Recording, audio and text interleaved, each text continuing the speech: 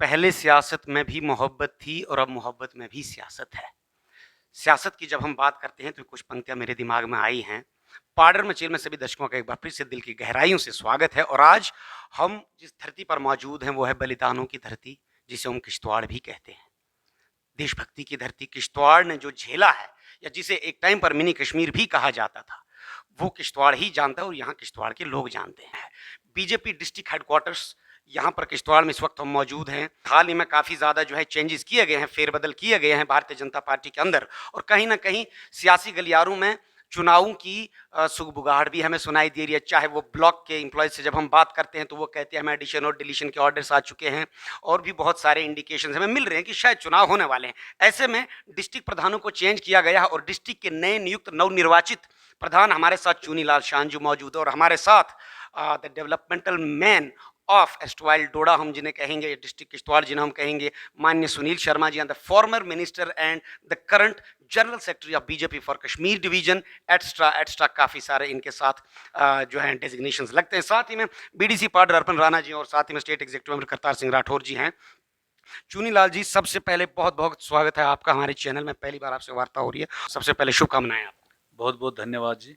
और साथ में सर हम कहेंगे कि एक ऐसा दौर आज चला है कि जहां पर भारतीय जनता पार्टी के जनरल सेक्रेटरी माननीय सुनील शर्मा जी कश्मीर के अंदर ऐसे एरियाज में जाकर के सीना ठोक के जब ये कहते हैं कि doctor Farooq Abdullah is going to be behind the bar and is going to be behind the jail और हम जम्मू कश्मीर के अंदर सरकार बनाएंगे और अपने दम पर बनाएंगे। इस वक्त आपको प्रेसिडेंट का ये जो आपके ऊपर जो बीड़ा दिया है, कैसे देखते हैं? कितने कांटों से भरा ये रास्ता आपको लगता है या कितना आसान यहाँ पर ग्राउंड बना के दे दिया है आपको, क्या कहना चाहेंगे? सबसे पहले तो मैं संगठन का बहुत बहुत धन्यवाद करना चाहूँगा। विशेषकर दिल्ली से लेके तो जम्मू तक का जो हमारा संगठन है, जो हमारा नेतृत्व है, इनका मैं हृदय से धन्यवाद करना चाहूँगा कि एक फार फ्लांग एरिया से, दूर दराज क्षेत्र से, मैं मुगल मैदान के एक दूर क्षेत्र से आता हूँ और मुझ जैसे नाचीज़ को ज़िला अध्यक्ष का चयन किया है, मुझ पर विश्वास जताया है। और मैं ये कोशिश करूँगा, भारतीय जनता पार्टी एक विशाल संगठन है, बहुत बड़ा संगठन है। मैं तो एक अदना सा सिपाही हूँ। हमारा संगठन सत्र बहुत ऊंचा है। हमारा यहाँ पे जो नेतृत्व है, इसकी बहुत ज़्यादा नज़र रहती है। मैं ये कोशिश करूँगा कि एक सिपाही की भांति काम करूँ और जो हमारा संगठनात्मक दृष्टि से यहाँ पे 3 कॉन्स्टिट्यूंसियाँ हैं ज़िला किश्तवाड़ के अंतर्गत, उसमें पाडर नागसिनी है, किश्तवाड़ है और इंद्रवाल है। इनमें हम लोग कोशिश करें और लोगों को जोड़ने की कोशिश करें और अपने नेतृत्व, अपने संगठन को और मजबूत करें और तीनों पे हम विजय की ओर जाएं, ऐसा मेरा मानना है और मैं कोशिश रत रहूँगा, कार्यरत रहूँगा इस काम पे। कोई ऐसी विशेष कार्य प्रणाली जो आपके दिमाग में आ रही हो कि इस तरह से पार्टी का विस्तारवाद हमने करना है? विस्तार में ऑलरेडी पार्टी का एक हमारा विस्तार ऑलरेडी चलता है। हम लोग लोगों के भीतर जाते हैं, हमारा संवाद रहता है और उसी कड़ी को हम आगे बढ़ाने की कोशिश करेंगे। पार्टी का सारी चीज़ें हमारे सम्मुख हैं, उन्हीं को विस्तार करना है, कोई नया नहीं है। हमारे पास पोलिंग स्टेशन से लेके एक नीचे सत्र तक जाने के लिए, हम लोग पन्ना प्रमुख तक जाने के लिए, घर घर संवाद करने के लिए ऑलरेडी एक योजना बनी हुई है। उस योजना को ही हमने थोड़ा सा दृढ़ करना है, मजबूत करना है। कोई नया मैं नहीं करूँगा, उसी चीज़ को आगे बढ़ाने की कोशिश करूँगा और उससे ही हम कामयाब हो जाएंगे। ये थे नवनिर्वाचित डिस्ट्रिक्ट प्रधान बीजेपी के चुनीलाल शान जी, जो आरएसएस के स्वयंसेवक भी काफ़ी समय तक रहे हैं और वो तो उम्र भर ही रहता है जो भी आरएसएस का स्वयंसेवक रहता है, ऐसा कहा जाता है। उसके बाद मचेल संस्था से भी जुड़े हैं और उसके बाद भारतीय जनता पार्टी के बहुत पुराने कार्यकर्ता हैं और आज जा करके इन्हें जो है प्रधान बनाया गया। साथ ही में माननीय मंत्री जी से बात करें। सर, वंस अगेन बहुत बहुत खैर मकदम और स्वागत है सर आपका। Thank you. सर, मैं आपसे ये जानना चाहूँगा कि गुजरात के अंदर 154 सीट्स, जो 150 का आंकड़ा बताया गया था नेशनल मीडिया पर, उसे तो क्रॉस कर लिया, सुपड़ा साफ लगभग वहां पर कर दिया है। आम आदमी पार्टी भी धराशायी रह गई और कांग्रेस भी धराशायी रह गई। हिमाचल के अंदर 0.9% जो वोटर्स का जो वोट्स का आया है, 25 या मुझे लगता है 27 सीटें बीजेपी की आई हैं, जहां पर 40 सीटें कांग्रेस की आई हैं। 0.9%, यानी कि हम ये कह सकते हैं कि 150 वोट्स या 200 वोट्स का फर्क रहा कि इतनी सारी सीटें सिर्फ बहुत छोटे छोटे मार्जिन से गई। कहाँ चूक रह गई जो हिमाचल से बीजेपी सरकार नहीं बना पाई? बेसिकली हिमाचल की एक रिवायत है पिछले काफ़ी वर्षों से, काफ़ी दशकों से। वहाँ पे किसी भी सरकार को रिपीट नहीं किया जाता है। इसे हम एंटी इनकम्बेंसी नहीं कहेंगे, एक ट्रेडिशन बन गया है, कि इनका कल्चर बन गया है।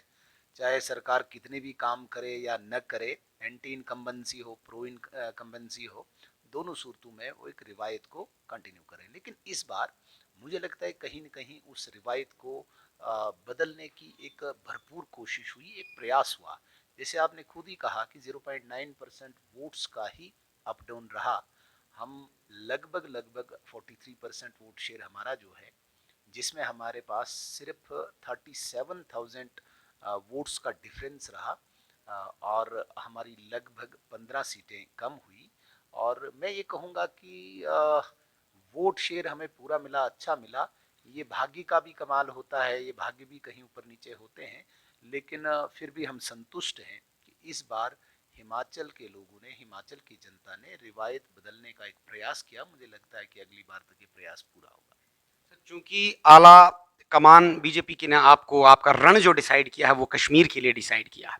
हमारी एक ऐसी धारणा है या स्पेकुलेशन ऐसे लगाते हैं जम्मू के लोग कि जम्मू को हमेशा से दरकिनार किया गया या इग्नोर किया गया या उनके अधिकारों का हनन होता रहा। कश्मीर के लोगों को एक अलग दृष्टि से हम लोग देखते हैं, जम्मू के हैं हम भी कहीं ना कहीं ऐसे देखते हैं। जम्मू के लोगों को क्या कहने, कश्मीर के लोगों के बारे में क्या कहने चाहिए, क्योंकि आपका बहुत ज्यादा उठना बैठा उनके साथ ही आप चलते रहते हैं। कैसे हैं वो लोग और बीजेपी को किस तरह से देख रहे हैं, और नेशनलिटी के बारे में क्या कहना चाहेंगे, वो लोग कैसे हैं? देखिए, वहाँ पे दो परिवारों ने भारतीय जनता पार्टी के लिए एक ऐसी दीवार खड़ी की थी जिसे लोग अछूत मानते थे पार्टी को।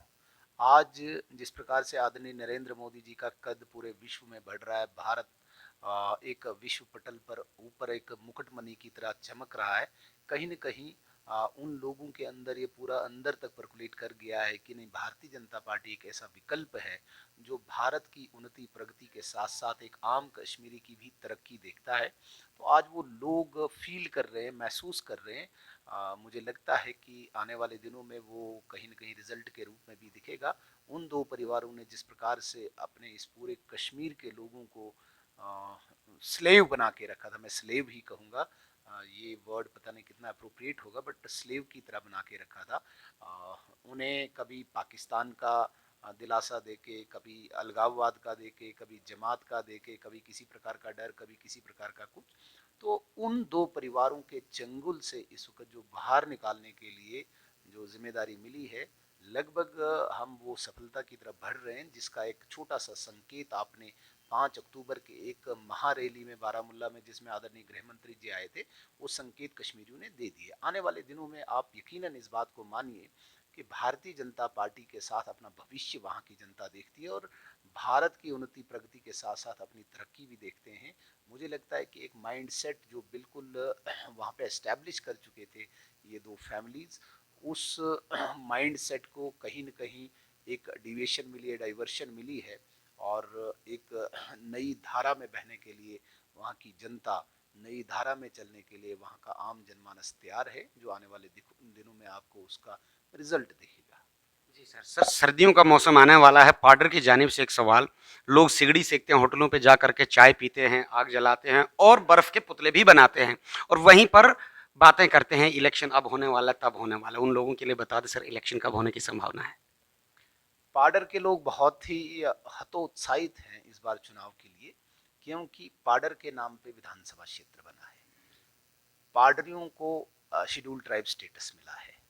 मुझे लगता है कि नेक्स्ट टाइम इससे ज़्यादा और उत्साहित होंगे, क्योंकि अगली बार शेड्यूल ट्राइब्स सीट ही होगी ये, और केवल पाडरी ही लड़ पाएगा, उससे ज़्यादा उत्साहित होंगे, इसमें कोई शक नहीं है। सिकड़ी जला के इस पर डिस्कशन होती है। आप यकीन मानिए, पाडर के लोग जिस प्रकार से चुनाव का इंतज़ार कर रहे हैं, हर इस वक्त क्षेत्र में, हर गांव में, हर इलाके में लोग इंतज़ार कर रहे हैं। लेकिन मैंने पाडर के लिए विशेषता ये बताई कि जिस प्रकार से एक नई कॉन्स्टिट्यूंसी का गठन हुआ है, एक रचना हुई है, उस नई कॉन्स्टिट्यूंसी के नज़रिए से, उस दृष्टिकोण से बहुत सारी एक्सपेक्टेशन लोगों को वहाँ पे है, इसलिए वो ज़्यादा उत्साहित है। आप यकीन मानिए भीम जी, लग रहा है कि 2023 जम्मू कश्मीर अपनी विधानसभा देखेगी। ऐसे लगभग लगभग 95% अभी मैं आपको बिल्कुल स्पष्ट कर रहा हूँ कि 95% हम इस बार संतुष्ट हैं, आश्वस्त हैं, संतुष्ट नहीं आश्वस्त हैं कि इस 2023 में किसी भी टाइम चुनाव हो सकता है। 5% अभी हमें थोड़ा सा अभी भ्रम है, अभी थोड़ा सा संदेह है कि किस प्रकार के हालात रहेंगे और इलेक्शन कमीशन ऑफ इंडिया इस पर क्या डिसीजन लेगा। अन्यथा पाडरी लोग जिस चीज़ का इंतज़ार कर रहे हैं 2023 में, वो रणभूमि में जो अपने उन्होंने तैयार कर रखे हैं अस्त्र शस्त्र, वो 2023 की रणभूमि में पाडरियों को उतारने पड़ेंगे। और मुझे लगता है कि जो उनके मन में है वो उनके माथे पे भी चमकता है, और आने वाले दिनों में पाडर इससे आगे और तरक्की करेगा। वहाँ बड़े इंजीनियरिंग कॉलेज आप दिखेंगे, आपको दिखेंगे, और भी बड़ी बड़ी चीज़ें दिखेंगी बहुत जल्दी। पाडर ही उस चीज़ का इंतज़ार कर रहे हैं। एक आखिरी सवाल सर, आज सुबह जब हम निकल रहे थे तो मेरी कुछ दोस्तों से वार्ता हुई, कुछ लोगों ने फ़ोन करके भी बताया कि आप जा रहे हैं मंत्री जी से मिलने। तो एक सवाल ज़रूर पूछना कि अगली बार जब पेपर देने जाएंगे तो क्या वो उसमें एसटी सर्टिफिकेट लगा पाएंगे 2023 के अंदर? क्या इस बिल को प्रपोज किया गया और इस बार के विंटर सेशन में क्या ये पास होगा सर? देखिए, ये संसद के लेवल का ये प्रश्न है।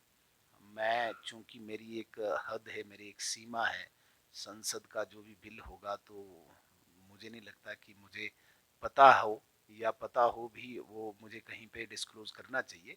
लेकिन हमें उम्मीद है कि आने वाले दिनों में खासकर सिविल सर्विसेज के एग्ज़ाम में पाडरी लोगों का कोटा फिक्स होगा, और हमें उम्मीद है 2023 के ही सेशन में उनको ये मिलेगा।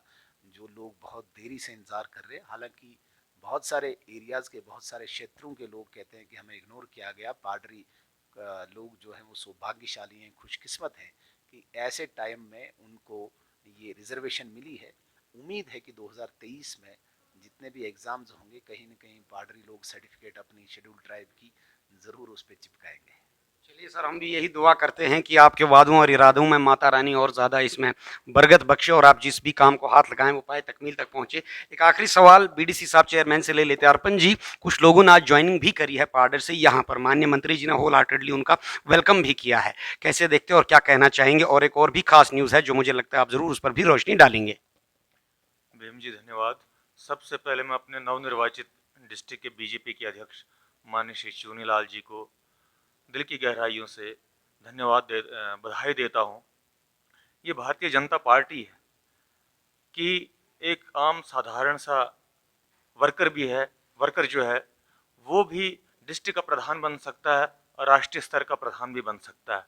क्योंकि भारतीय जनता पार्टी में जातिवाद नहीं देखा जाता, परिवारवाद नहीं देखा जाता, और आज इन्हीं जैसे कुशल वर्करों के सहयोग से, जो इन्होंने तपस्या की है, अपनी पार्टी के लिए काम किया है, इन्हीं की वजह से आज भारतीय राजनीति में अगर भारतीय जनता पार्टी का सूर्य किसी क्षितिज पे चमक रहा है तो इन्हीं कुशल वर्करों की वजह से है। और मुझे पूरी उम्मीद है जिस प्रकार से आज से पहले जो हमारे डिस्ट्रिक्ट के अध्यक्ष रहे हैं माननीय राजेंद्र जी और अक्षय जी, कुछ अध्यक्षों के नाम मैं भूल गया हूँ, और खास करके सबके चहेते माननीय सुनील शर्मा जी, इनके नेतृत्व में 2014 का चुनाव हमने लड़ा और बड़े ही जोशो खरोश के साथ इनको अपना विधायक बनाया, और फलस्वरूप आप देखते होंगे आज पाडर कॉन्स्टिट्यूंसी जिन्हें अलहदा करके दी। पाडर के हर क्षेत्र में जाओ, कोई भी गांव ऐसा नहीं रहा जहां पर रोड नहीं पहुंचा है, बिजली नहीं पहुंची है। आज नेटवर्क देखो, आप मचेल में बैठ के 4G का यूज़ कर रहा हर बंदा।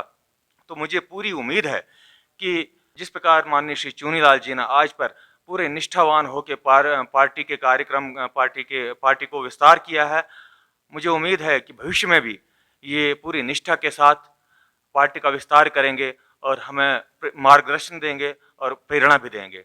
रही बात दूसरी, आज पाडर क्षेत्र से कुछ जवानों ने यहाँ पर ज्वाइन किया। आप देख रहे होंगे पूरे देश में, केवल मात्र किश्तवाड़ या पाडर नहीं, पूरे देश में एक लहर बन गई माननीय प्रधानमंत्री मोदी जी के बाद। तो इसी कड़ी को आगे बढ़ाते हुए आज कम से कम 7-8 जवानों ने भारतीय जनता पार्टी का दामन थामा, और मुझे पूरी उम्मीद है कि वो पार्टी का विस्तार करने में अपना अग्रणी रोल निभाएंगे।